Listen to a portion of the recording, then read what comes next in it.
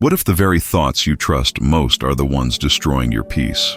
The father of cognitive therapy, Beck, discovered something that revolutionized our understanding of human suffering. Most people believe their emotions are caused by external events, that happiness depends on circumstances aligning perfectly, that if only the world would cooperate, they'd finally feel at ease. But Beck uncovered a truth that shatters this assumption entirely. Your misery isn't created by what happens to you, but by a single systematic error in how your mind interprets reality. And here's what will keep you watching until the very end. Once you identify this error operating in your own consciousness, you'll never see your suffering the same way again. And more importantly, you'll possess the exact mechanism to dismantle it. Before we go deeper into this revelation, if you're serious about understanding the architecture of your own mind and want more content that cuts through the noise and gets to what actually transforms your experience, subscribe now and turn on notifications. This isn't theory. This is the operating system of human consciousness laid bare. The error Beck identified isn't obvious. It doesn't announce itself. It masquerades as truth, as reality itself, as the most reasonable interpretation of what's happening around you. This is why it's so devastating and why most people live their entire lives imprisoned by it without ever recognizing its presence. Beck called these automatic thoughts, but that clinical term doesn't capture the totality of what's occurring. What's actually happening is that your mind is running a constant, beneath-awareness interpretation machine, taking neutral events and transforming them through a distorted lens into evidence of catastrophe, personal inadequacy, or impending doom. The error isn't that you think. The error is that you think what you think is real. Consider the architecture of a single moment of suffering. Someone doesn't text you back. That's the event, raw and neutral, containing no inherent meaning whatsoever. But between that external fact and your emotional response, something happens so quickly you don't even notice it. Your mind generates an interpretation. They're angry at me. I said something wrong. I'm not important enough to respond to. I'm being abandoned. This always happens. I'm fundamentally unlikable. Notice something crucial here. None of these thoughts are the situation. They're stories about the situation, narratives constructed by a mind that has learned to see threat, inadequacy, and rejection, even in the absence of any actual evidence. And then, because these thoughts feel so immediate, so obviously true, you experience the emotions that naturally arise from believing them. Anxiety, sadness, shame, despair. Not because of the unanswered text, but because of what your mind told you the unanswered text means. This is the error. This is what keeps you trapped. You're not responding to reality. You're responding to your distorted interpretation of reality. And you're doing it so automatically, so habitually, that you've merged the two into one undifferentiated experience. Beck spent decades demonstrating that this single mechanism underlies virtually all emotional suffering that isn't caused by immediate physical pain or genuine external threat.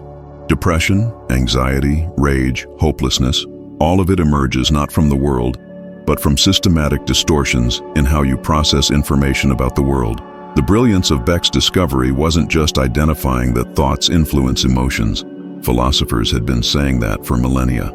His revolution was in cataloging the specific, predictable patterns of distortion that characterize dysfunctional thinking. He mapped the territory of cognitive errors with scientific precision, showing that minds in distress don't just think negatively. They think in identifiable, repetitive patterns that can be recognized, challenged, and ultimately transformed. He called these cognitive distortions, and understanding them is like suddenly being able to see the code running beneath your conscious awareness. All or nothing thinking takes continuous reality and splits it into absolute categories. You're either perfect or you're worthless. The interaction was either flawless or it was a complete disaster. There's no middle ground, no spectrum, no nuance. This distortion makes ordinary human imperfection feel like existential failure. You make one mistake and your mind declares total incompetence. Someone criticizes one aspect of your work and your mind interprets it as comprehensive rejection. The error here isn't just negativity. It's the elimination of the vast middle territory where actual human life occurs, where things are good enough, where growth happens through imperfection, where most experiences are mixed and complex rather than absolute. Overgeneralization takes a single event and transforms it into an eternal pattern. You fail once, and your mind declares you always fail. One person rejects you, and your mind concludes everyone will reject you. One business venture doesn't work, and your mind decides you're incapable of success. Notice the linguistic markers. Always, never, everyone, no one. These words erase the particular and replace it with the universal. Beck observed that depressed patients would experience one negative event and immediately extract from it a universal law about their nature and their future. The error isn't in noticing the negative event. It's in treating that single data point as if it contains absolute information about all future possibilities. Mental filtering is perhaps the most insidious distortion because it operates invisibly in the background of perception itself. Your mind selectively attends to information that confirms your existing negative beliefs while ignoring or dismissing anything that contradicts them. If you believe you're incompetent, you'll remember every mistake in vivid detail while forgetting or minimizing every success. If you believe people don't like you, you'll notice every ambiguous facial expression and interpret it as rejection while completely overlooking clear signs of affection or respect. This isn't conscious manipulation. It's how attention itself becomes distorted, creating a feedback loop where your beliefs shape what you notice, and what you notice reinforces your beliefs, until you're living in a subjective reality that bears less and less resemblance to what's actually occurring. Discounting the positive is the mechanism by which your mind maintains negative beliefs, even in the face of contradictory evidence. Someone compliments you, and your mind immediately explains it away. They're just being nice. They don't really mean it. They haven't seen the real me. They're easily impressed. Notice what's happening here. Evidence that contradicts your negative self-concept isn't integrated. It's rejected, minimized, or reinterpreted so that the original belief remains intact. Beck found that this distortion was particularly common in depression, where patients would systematically reject positive feedback while accepting negative feedback as obvious truth. The error isn't in being modest or realistic. It's in having a double standard for evidence, where negative information is accepted uncritically, while positive information must meet an impossibly high burden of proof. Jumping to conclusions manifests in two primary forms: mind reading and fortune telling. Mind reading is when you assume you know what others are thinking, usually something negative about you, without any actual evidence. She thinks I'm boring. He's judging me. They're disappointed in me. Fortune telling is when you predict negative outcomes with absolute certainty. This won't work. I'm going to fail. Nothing will ever change. Both distortions share a common feature. They treat speculation as fact. Your mind generates a hypothesis about what someone thinks or what will happen in the future, and then relates to that hypothesis as if it were established reality. The emotional consequences are identical to what you'd experience if your speculation were true, except you're suffering over something that exists only in your imagination. Magnification and minimization involve distorting the significance of events. Magnification takes negative events and inflates their importance until they become catastrophic. You make a minor social error and your mind declares it humiliating. You receive criticism and your mind interprets it as devastating. Minimization does the opposite with positive events, shrinking their significance until they become meaningless. You accomplish something substantial and your mind dismisses it as trivial or lucky. Someone expresses genuine care, and your mind reduces it to politeness. Together, these distortions create a warped lens where everything bad is enormous and everything good is insignificant, where your perception of reality becomes a funhouse mirror that reflects back only inadequacy and threat. Emotional reasoning is the distortion where you treat your feelings as evidence of truth. I feel anxious, therefore something bad is going to happen. I feel inadequate, therefore I am inadequate. I feel unloved, therefore I am unlovable. This error is particularly seductive because emotions feel so real, so immediate, so undeniable. But Beck's insight was that emotions, while valid as experiences, are not sources of information about objective reality. They're responses to your thoughts, which may or may not be accurate. When you engage in emotional reasoning, you're creating a closed loop where distorted thoughts generate negative emotions, and then those negative emotions are used as evidence that the distorted thoughts were correct. You're trapped in a self-confirming system where the error continuously validates itself. Should statements impose rigid rules about how you, others, and the world must be? I should be more productive. People should be fair. Life should be easier. These statements create suffering by measuring reality against an inflexible standard and then experiencing anger, guilt, or disappointment when reality inevitably fails to comply. Beck noticed that should statements often reflect internalized rules that were never consciously chosen, beliefs absorbed from family, culture, or past experience that now operate as absolute laws. The error isn't in having values or standards. It's in the rigidity, the demand that reality conform to your preferences, and the emotional suffering that arises when it doesn't. Should statements turn preferences into moral imperatives and then punish you or others for failing to meet them? Labeling is an extreme form of overgeneralization where instead of describing a behavior or outcome, you attach a global label to yourself or others. Instead of "I made a mistake," it becomes "I'm a failure." Instead of "he did something inconsiderate," it becomes "he's a terrible person." Labels are totalizing. They reduce the complexity of human experience to a single, usually negative, identity. Beck observed that once you've applied a label, it becomes a lens through which all subsequent behavior is interpreted. If you've labeled yourself as incompetent, every difficulty confirms the label. If you've labeled someone as untrustworthy, every ambiguous action is seen through that frame. The error is in replacing the particular with the absolute, in taking a slice of behavior and treating it as if it defines the totality of a person. Personalization involves taking responsibility for events that are outside your control, assuming that everything is somehow about you or caused by you. Your partner is in a bad mood and you assume it's because of something you did. Your child struggles in school and you conclude you're a bad parent. A project fails, and even though multiple factors were involved, you believe it's entirely your fault. This distortion creates a crushing sense of responsibility for outcomes you cannot actually control, leading to guilt, anxiety, and a constant sense of having failed.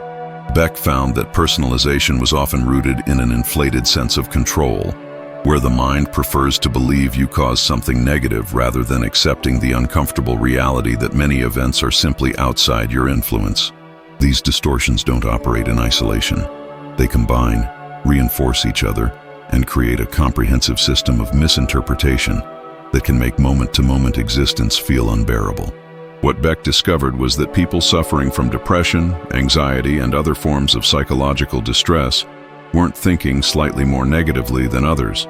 They were thinking in fundamentally distorted ways, running every experience through a filter that systematically extracted evidence of danger, inadequacy, and hopelessness, while filtering out anything that contradicted that narrative. And they were doing it automatically, without awareness, thousands of times per day.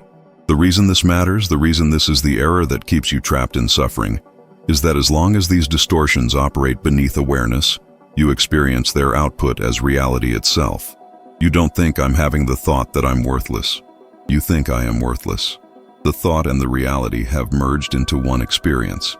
And when you believe your distorted thoughts are accurate perceptions of reality, you can't challenge them. You can only suffer from them. This is the prison Beck identified, not the prison of circumstance, but the prison of unexamined interpretation. But here's where Beck's work becomes genuinely liberating. Once you learn to recognize these patterns in your own thinking, once you develop the capacity to step back from the immediate experience of a thought and examine its structure, you gain something transformative. You gain distance. You gain the ability to ask, is this thought accurate, or is it a distortion? What evidence supports this interpretation? What evidence contradicts it? Am I responding to what actually happened, or to what my mind told me it means?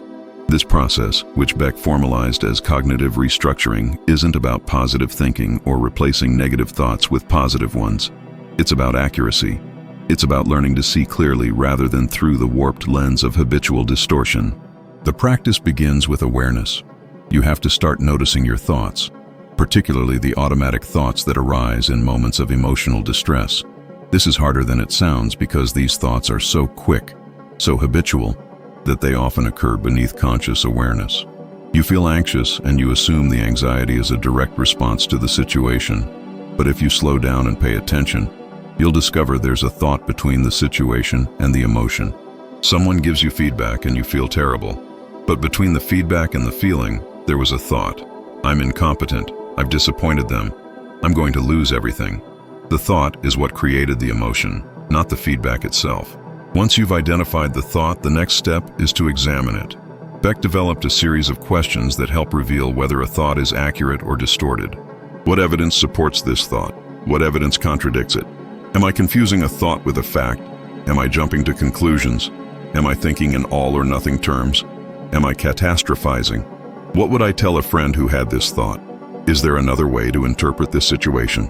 These questions aren't meant to convince you to think positively. They're meant to help you think accurately. Because when you examine distorted thoughts carefully, their lack of basis in reality becomes apparent. You realize you're not responding to what happened. You're responding to one possible interpretation among many, and usually not the most accurate one. The transformation that occurs through this practice isn't instantaneous, but it is profound. As you get better at recognizing and challenging distortions, you begin to experience a kind of freedom that isn't dependent on circumstances. You realize that suffering isn't imposed on you by external events. It's created by how you interpret those events, and interpretation is something you can examine, question, and ultimately change. This doesn't mean you'll never experience pain, or that life will become easy. It means you'll stop creating unnecessary suffering through distorted thinking. You'll stop torturing yourself with catastrophic predictions that never materialize. You'll stop treating one mistake as evidence of total inadequacy. You'll stop reading minds and then suffering from what you imagined others were thinking. You'll start responding to reality rather than to the distorted stories your mind tells about reality. Beck's insight reveals something about the nature of human suffering that most people never grasp. The majority of your misery isn't caused by what's actually happening in your life. It's caused by the layer of distorted interpretation you've placed over your life, the habitual patterns of negative thinking that have become so automatic they feel like reality itself. And this means that suffering, at least the kind created by cognitive distortion, is optional, not easy to eliminate, not something that disappears because you understand it intellectually, but optional in the sense that it's created by mental habits that can be identified, examined, and gradually transformed. This is why Beck's work is so crucial for anyone serious about understanding their own mind. It provides a map of exactly how you create your own suffering and a methodology for stopping. It shows you that you're not a passive victim of your emotions, helplessly buffeted by circumstances. You're an active participant in creating your emotional experience through the interpretations you make, most of which happen so quickly and automatically that you don't even realize you're making them. And once you see this, once you truly understand that your thoughts are not facts, that they're interpretations which may or may not be accurate, you gain access to a kind of freedom that transforms everything. The error that keeps you trapped isn't that you have negative experiences. It's that you automatically interpret those experiences through distorted patterns of thinking and then treat those distorted interpretations as if they were objective truth. You suffer not from reality, but from your distorted perception of reality. And the moment you recognize this, the moment you develop the capacity to examine your thoughts rather than simply believing them, you've taken the first step toward a fundamentally different way of being. Not a life without difficulty or pain, but a life where you're no longer creating unnecessary suffering through unexamined patterns of distorted thinking.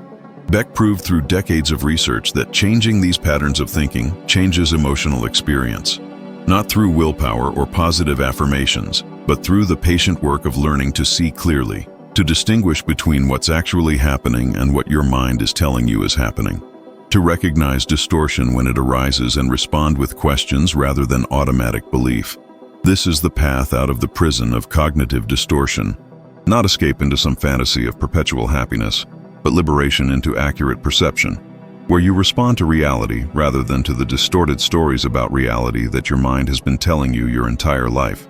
The cognitive revolution Beck initiated wasn't just an advance in therapy. It was a revelation about human consciousness itself. It showed that the mind is not a passive mirror reflecting reality. It's an active interpreter, constantly generating meanings, predictions, and judgments, and that these interpretations can become systematically distorted in ways that create immense suffering. But it also showed that these distortions can be recognized, examined, and corrected. That suffering caused by distorted thinking can be reduced not by changing your circumstances, but by changing how you process your circumstances. This is the promise Beck's work offers. Freedom not from difficulty, but from the unnecessary suffering you create through habitual patterns of distorted thinking.